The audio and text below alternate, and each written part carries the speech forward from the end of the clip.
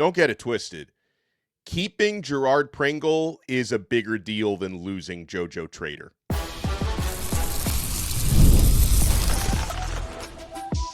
You are Locked On Canes, your daily podcast on the Miami Hurricanes, part of the Locked On Podcast Network, your team every day.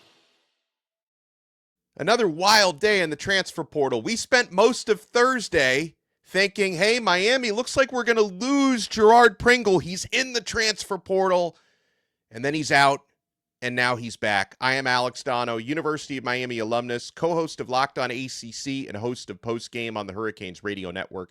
And thank you so much to the everydayers for making Locked On Canes your first listen. We're available free wherever you get your podcasts. We're free on YouTube. We're part of the #1 Locked On Podcast Network, your team every day.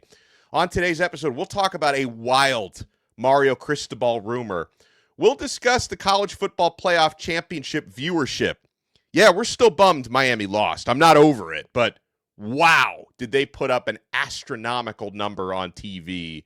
And hopefully that's a sign of things to come, as this logo, this one, the U, that logo carries weight. But let's talk transfer portal wins and losses.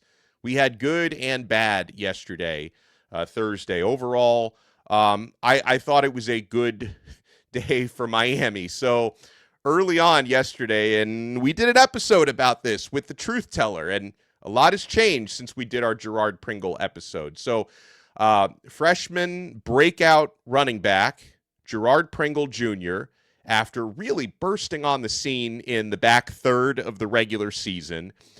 Pringle, reportedly, Gabby Urruti at Inside the U reported this, that, his workload at the end of the regular season, like he became like a cornerstone player, right? But then his workload in the playoff went down to virtually zero. Miami really leaned heavily on Fletcher Jr., and Fletcher put together, three, you could even say the fourth in the championship game, probably the 4 best games of his career at Miami in the playoffs, but Pringle didn't get a lot of burn. So reports were that Pringle and his family were a little bit frustrated with the lack of usage at the end of the season, maybe wanted some more clarity on what his role and his opportunity can be at Miami. And, I think at the end of the day, he realized Miami, first of all, should be really, really good again next year. He's building something really important in this Miami running back rotation, and the grass isn't always greener. So Girard Pringle took his name out of the transfer portal, and he's going to be back. This is a player who, I talked about breaking out near the end of the regular season. It was really the Syracuse game in the second half was when Pringle really got a chance to showcase himself. 7 second-half carries for 55 yards and a touchdown. NC State game, he had 17 carries for 116 yards, nearly 7 yards per carry. Virginia Tech game, 14 carries, 49 yards. The Pitt game, which was a massive regular season win for Miami, ultimately secured their playoff spot, 10 carries for 82 yards. Then you get to the playoff run, had just 1 carry for a yard against Texas A&M, 3 carries for 12 yards against Ohio State.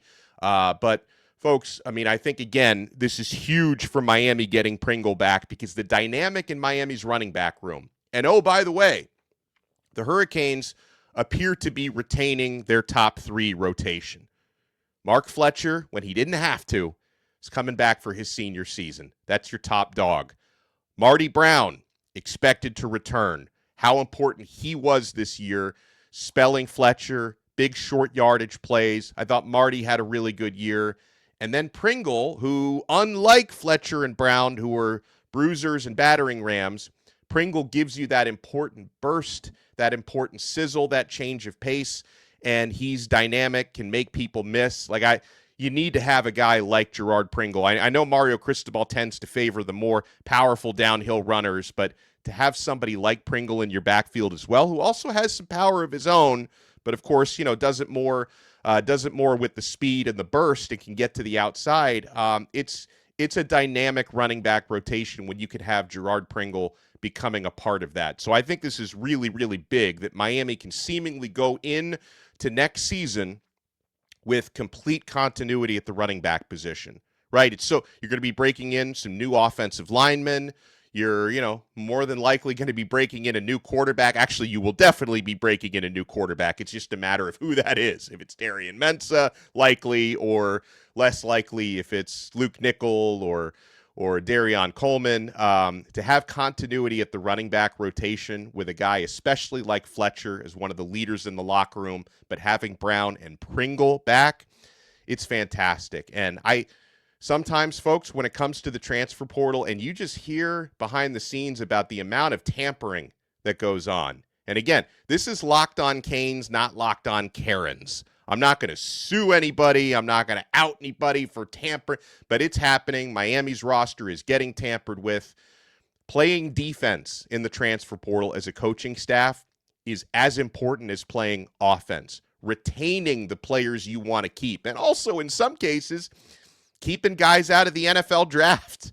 Ahmad Moten Sr., we got the announcement yesterday, starting defensive tackle. He's returning. We mentioned Mark Fletcher is coming back. By the way, it's also being reported that linebacker Muhammad Torre, who, as you recall, had injuries early in his career, is getting another year, and he's going to be back at Miami, which is massive because, linebacker is a really important position of need. Torre had a really good year, by the way. Muhammad Torre, 84 tackles this season, 6 pass breakups, 2 sacks this year. Torre is, a senior. He's a super senior by now, but he's going to be one of the leaders on that team. Getting Torre back is huge. So again, guys, retention, keeping a guy like Pringle, keeping Moten, keeping Fletcher, keeping Torre. This is as important as adding new pieces. Now, the transfer portal giveth, the portal also taketh away. And we got the news last night, and I'm not going to pretend to be surprised by this, that receiver JoJo Trader is headed into the portal. He's leaving Miami after 2 seasons. The potential that JoJo has, and, he could end up reaching his potential at another program. And, I'll be happy for him, honestly, because he's a great young man. But unfortunately just hasn't reached that potential at Miami. And if you haven't noticed, Miami's receiver room, they've already added 2 transfers, and they're trending to land another transfer who had 1,100 receiving yards last year. They've got a lot of young guys. Malachi Toney is still in that room for next year, who's one of the best in the entire country. There's not a lot of room in that Miami receiver room right now, and JoJo Trader, unfortunately, hasn't reached his potential yet, so he's going into the transfer portal. I mean, for JoJo, I think his best moment as a Miami Hurricane was in that Pop-Tarts Bowl a little over a year ago. He had that breakout performance and caught that massive touchdown catch from Cam Ward in the first half. And you remember Ward, even after Ward went pro, somebody asked him, hey, who do you think is going to be the next wide receiver 1 at Miami? And he said JoJo Trader. And unfortunately, JoJo had preseason injuries. And once he was back in practice, there were some things Mario Cristobal said about how he needs to practice harder, and he lost his spot in the depth chart. But, JoJo did end up playing quite a bit this year, had some highs and lows. I will say this about JoJo. What I will miss most is his blocking. The dude is an animal when it comes to blocking from the wide receiver position, right? Hasn't found full consistency as a pass catcher, but as a blocker, the dude is a monster. And we know the potential is there for him to be a great receiver. So I'm really sorry to see JoJo go. I'll drop a Donno ball for him to land at NC State. It makes too much sense. CJ Bailey, who was his high school quarterback at Chaminade Madonna, is still at NC State. So I'm going to look for JoJo to probably end up there, barring something unforeseen. But I wish him the best, but Miami is in really good shape at wide receiver. Malachi Toney is back. He led the nation in catches this season, was top 9 in receiving yards this year. I mentioned players in the transfer portal. Miami is trending to land Cooper Barkate from Duke, who actually had more receiving yards this year by a few than Toney did. He had over 1,100 yards. Barkate, he's expected to transfer into Miami. You've got Dalen Upshaw and Josh Moore back next year. They'll see increased roles. Miami adds Vandrevius Jacobs from South Carolina, Cam Vaughn from West Virginia in the transfer portal. Those guys are both potential starting caliber receivers. They'll compete for starting jobs. And you've got true freshmen coming in like Milan Paris and Samorian Wingo, who both will probably be ready to contribute some as freshmen. Vance Spafford, who's got blazing speed, and Tyron Evans, who's got really good size and skills. So Miami's receiver room is not going to be hurting for talent, right? And, JoJo, who just didn't work out here, unfortunately, he's going to try to reach his potential somewhere else. We wish him the best, but I'll double down on this. Retaining Girard Pringle, to me, is a bigger deal than losing JoJo Trader. You want to keep it locked right here on Locked On Canes because, folks, I want to talk about a couple of crystal balls that Miami has now in the transfer portal to land two very important players who are going to complete that offense, and a pretty cool shout-out and scouting report for Damon Wilson, who Miami landed yesterday for their edge rusher rotation. I say rotation. Damon Wilson's going to start. He's not going to be a rotational guy. He's going to start. Other guys will rotate with him. You want to keep it locked right here, folks. We're only getting started on this brand new episode of Locked On Canes. Guys, FanDuel is officially in playoff mode. Every game day during the NFL playoffs, FanDuel is giving customers even more ways to get in on the action. Because right now, every NFL playoff game day, FanDuel users get a profit boost waiting for them inside the app. Each game day, you'll see a pack loaded with multiple profit boosts that you can apply to the bets you like most. Open your profit boost pack first thing on game day and see what boosts you want to apply. The boosts let you lean into your game day instincts, whether you're backing momentum, defense, quarterback play, or even coaching. The boosts give you more juice on the bets you already like instead of forcing you to bet something new. Every play feels bigger, and the boosts make your bets feel that way too. You make your picks, then you apply your profit boost to go after even bigger winnings while the playoffs continue to roll. So visit FanDuel, an official sportsbook partner of the NFL, and grab your profit boost pack every NFL playoff game day.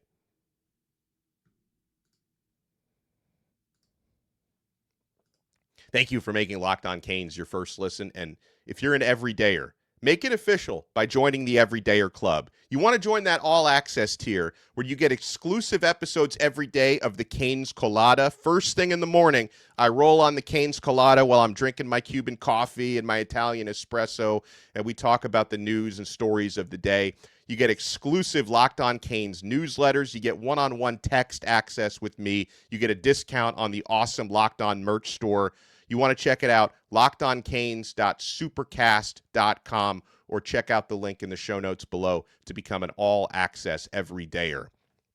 All right, so let me make sure I've hit on everything that's happened in the portal in terms of departures, right? We did have cornerback Jadis Richard enter the portal last night. He got a little PT at the end of the regular season, which was big because Richard the year before had suffered a catastrophic knee injury. Obviously Miami is pretty loaded in the defensive backfield, and I guess Richard just feels like he can get more playing time somewhere else. I'm a big fan of his. I'm glad he was able to recover from injury here. I wish him all the best. Linebacker Malik Bryant went into the portal.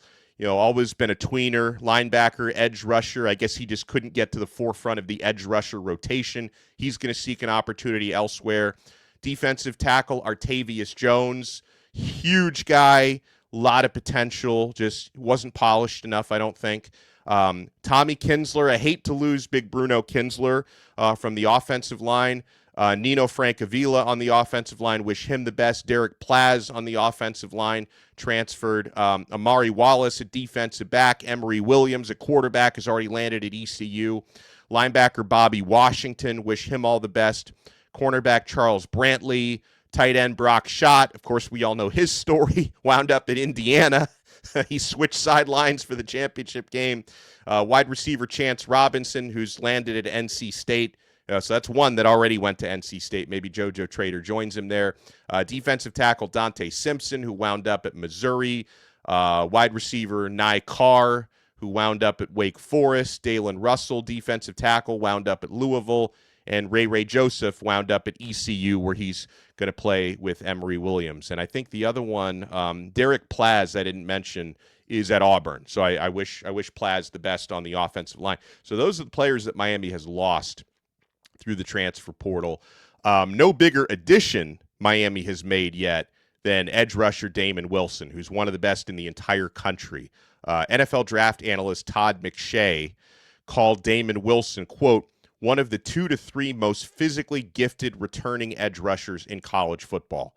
He says a season of Akeem Mesidor-like disruption and production, where Mesidor this past season had 17.5 tackle for loss, 12.5 sacks, 4 forced fumbles. Wilson this past year had 9 sacks, so he can maybe have even more this coming season. But a season like Mesidor just had will land him in the top 15 of the 2027 NFL draft, is what Todd McShay says. So expect some big things for Damon Wilson. I know, I guess it sounds like I'm finding silver lining for Miami losing the national championship game, which we've talked about throughout the week. But I was pleased when I saw the ratings number, how many people watch this thing on the ESPN family of networks. They had a few different telecasts for it. So ESPN PR put this out. The 2026 national championship game featuring Indiana and Miami delivered an average of 30.1 million viewers with a peak of 33.2 million, making it the second most watched college football playoff title game ever, the second best cable telecast ever, and get this, the most viewed non-NFL sports event since the 2016 World Series Game 7. That was when the Cubs won the series, which was kind of a big deal after their 100-plus year drought. So the most viewed non-NFL sports event since the 16 World Series Game 7. And by the way, averaging over 30 million, I think that was 8 million more than Ohio State versus Notre Dame got in their championship game last year. There's a couple of blue bloods, right? Ohio State Buckeyes. Notre Dame fans are always telling us their brand is bigger than anything else in the country. Ohio State arrogance is through the roof. Little old Indiana, who, nobody knew they had a football team until 2 years ago. And then little old Miami that everyone's been calling, you guys have been irrelevant since the 80s. Miami and Indiana put up the biggest number in over 10 years for a college football playoff national championship game, because I think the only one that did a better number, I think, was 2014 or 2015. So huge number, and second biggest non-NFL number. I mean, it's just unfreaking believable how many people watch that game. And, as a Miami backer, we are all hoping that this year was not a one-off for Miami. You can put the type of team together next year where you can make another, God willing, another deep run. I mean, I just look at what Miami's offense is going to look like next year, like the potential starting offense. Now, we're still monitoring the legal situation of Darian Mensah, who's getting sued by Duke. They've got a temporary restraining order where even though Mensah is officially in the transfer portal, he is not allowed until the result of either his February 2nd hearing, or if there's a settlement behind the scenes before that happens, he is not allowed to sign with a program or enroll at a school until they get clarification from the courts. But we did a big episode about Mensah yesterday, and I thought it was one of the best, most informative episodes we've done in a long time with sports and entertainment lawyer Alan K. Fertel. So if you haven't checked out that episode, make sure you do. Like, that episode was so informative that, believe it or not, I had a couple of Duke fans who were in the comments who were like, hey, I know you're a Miami guy, but you and your guest, Fertel, had the best breakdown we've seen on the internet of the Darian Mensah legal battle. So I thought Alan did a tremendous job explaining it in a non-biased way, the legal. So Alan actually thinks Duke has a really strong contract, which I wasn't that pleased to hear that, but he also thinks that ultimately he suspects that this is going to get settled out of court, with Miami likely paying multi-millions of dollars to buy Mensah out of his Duke contract. Because it's like, does Duke really expect Mensah to play for them again next year after all this? I can't imagine they do. I think Duke is trying to protect their contract. They're trying to enforce the idea that you sign this document, you're held accountable for it, and they're going to seek financial damages. But I mean, very few people ultimately see Mensah playing at Duke next year, because he's already taken this obviously farther than Damon Williams did with Washington, where, Damon Williams tried to leave Washington. They held the contract over his head, and Williams, he didn't want to fight it in court, but Mensah is willing to fight it, and I think he's going to end up at Miami. It's probably going to take several $1 million to make that happen. So make sure you check out that episode that I did with Alan K. Fertel yesterday. But assuming Darian Mensah to be Miami's starting quarterback, right? Mensah at quarterback. Mark Fletcher is your starting running back with Girard Pringle and Marty Brown back. Elijah Lofton probably as your starting tight end with Luka Gilbert as the other guy who plays. So, I mean, we all want Lofton to bounce back and have an even bigger year. Lofton was, had his moments this year, didn't like reach his potential that we expected him to, but hopefully that can happen next season because he's got all the talent in the world. He practices so well.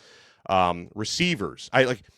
Outside of Malachi Toney, I'm not even sure who's going to start. There's so much depth there. Obviously, Toney is going to start at receiver, but then who else starts? Is it Cooper Barkate, assuming he arrives, and maybe Josh Moore? Or if it's not Moore, it could be Cam Vaughn. Or if it's not Cam Vaughn, it could be Vandrevius Jacobs. Maybe it's Dalen Upshaw.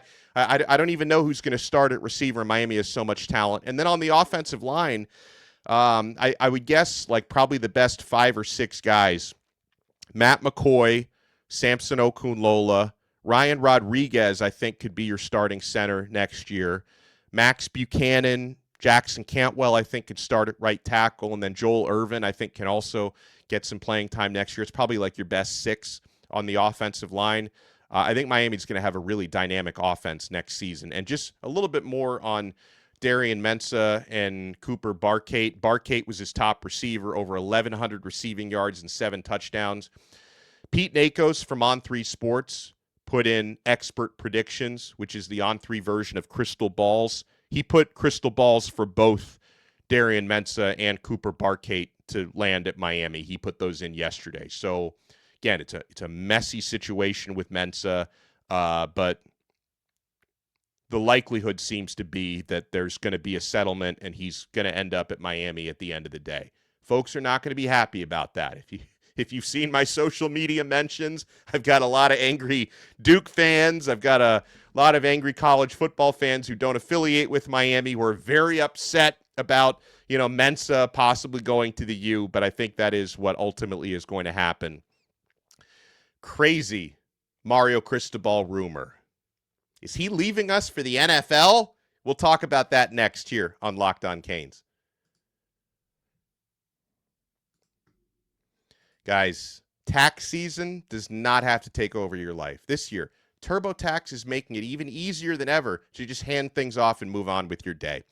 With TurboTax full service, you can have your taxes done for you by a trusted local expert start to finish without the stress or guesswork.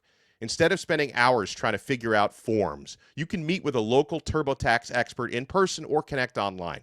They handle everything from W-2s to self-employment forms, and they work to get you every deduction. You can upload your documents, go about your day, and get updates right in the TurboTax app. It's a huge time saver, and it gives real peace of mind knowing that an expert is handling it. For a limited time, you can have your taxes done by a local TurboTax expert for just $150 all in. If a TurboTax expert didn't file for you last year, just file by February 28th. Take taxes off your plate and get back to your life. Visit TurboTax.com/local to book your appointment today. Thank you for making Locked On Canes your first listen. For your next listen, make sure you check out Locked On ACC. Kenton Gibbs and I will have a new episode today talking all things Atlantic Coast Conference. We'll be watching some basketball tomorrow as the Miami Hurricanes will take on the Syracuse Orange on the road. So I'm looking forward to hopefully a bounce back because Canes basketball's had a tough week, right? We had football had the title loss on Monday. Canes basketball improbably lost to Florida State on Tuesday, hoping for a bounce back on Saturday for them. All right, so when I first saw this headline that the Pittsburgh Steelers are interested in Mario Cristobal, I thought this was one of those hoaxes because we see a lot of these on the web lately. One of the big offenders is that number 3 sports who pretends to be on 3 sports. Boy, did he fool a lot of people this week when he, and this is fake, by the way, so you say you know this, when he reported that Malachi Toney was hitting the transfer portal. It was a fake story, but I've had like a dozen text messages from people like, Donno, is it true Malachi's leaving? Why is Malachi leaving? Malachi's not leaving. It was a hoax. So when I heard Pittsburgh Steelers interested in Mario Cristobal, I thought it was a hoax, but it's not a hoax, but it's also not happening, folks. Mario is not leaving Miami for the NFL, but Brian Baldinger, former NFL player and NFL media expert, Baldy, and he even said, like, I'm not into the reporting thing. Like, don't take this as me reporting news or anything. But then Baldy, who he's well connected in NFL circles, he went on to say that he's hearing that the Pittsburgh Steelers are very interested in Mario Cristobal, saying that the Steelers really respect, kind of the way that he, values the trenches and his philosophies. And like Baldy said, he feels like Cristobal's style translates to the NFL. Now, it's worth noting, like, he's not reporting Steelers are interviewing Cristobal or they are calling his agent. It was more of like an admiration that Pittsburgh has for Cristobal. And you know what? I'm a little flattered by that on Mario's behalf. Shows you how far he's come. Like Coach Cristobal, from someone who so many people like to say, this guy's not a game day coach. He's terrible. Can't coach his way out of a paper bag. Doesn't know how many timeouts he has. To hear that the Steelers admire Mario Cristobal and think he could translate to the NFL, I will take that as flattering. But with that said, guys, nothing's going to come out of this. Nothing. Now, despite what Baldinger said, I strongly feel that Mario Cristobal is much more of a college coach, because what's Cristobal's superpower? Cristobal's superpower is recruiting, which is not something head coaches do in the NFL. It's a completely different environment, right? Mario's biggest strength is selling high school players on his vision, and now the proof of concept with what Miami's done in, going into the living rooms, winning those battles, transfer portal recruiting. He's clearly very good at that as well. Building a roster, which is something, very few NFL coaches now, it's mostly GMs, are the ones who get to actually build. Like, that's Mario's strength. Not to say he's not also a game day practice coach and all that, but his strength is being an architect, right? It's just lends itself to the college game. And then, of course, he's at his dream job right now. Mario Cristobal is at his alma mater. He's told those stories watching Miami from afar for 20 years and just how pissed he was at how far away the football program was, and then kind of figuring out, I might be the only guy who can actually bring them back to prominence, and getting the chance to do that. The job ain't finished, folks. Mario Cristobal is going to be at Miami until he retires, and the university, I think, would spare no expense to keep him here. So he's not going to the Steelers, but I guess you can be flattered that apparently an NFL team admires him enough that that Brian Baldinger would report that. So nothing's going to come out of that one, guys, but it's nice to hear it. All right, so we're going to have at least one more episode today, by the way. I'm going to sit down with Brian Smith, the portal overlord. I want his full scouting report on edge Damon Wilson, who transferred from Missouri to Miami yesterday. Really going to make Miami's pass rush even more formidable. Like, you think about Damon Wilson playing with Marquise Lightfoot and Hayden Lowe and Herbert Scroggins III, Armando Blunt, Booker Pickett Jr. Miami's going to have a super strong pass rush next year. We'll talk more about that with Brian Smith, and we'll also connect with my guy Brad Tejeda later today to talk transfer portal, maybe some potential moves Miami hasn't made yet. So we'll have Tejeda, we'll have Brian Smith on, we'll have a full day coming up with another episode of Locked On Canes. We are part of the awesome Locked On Podcast Network, #1, and your team every day.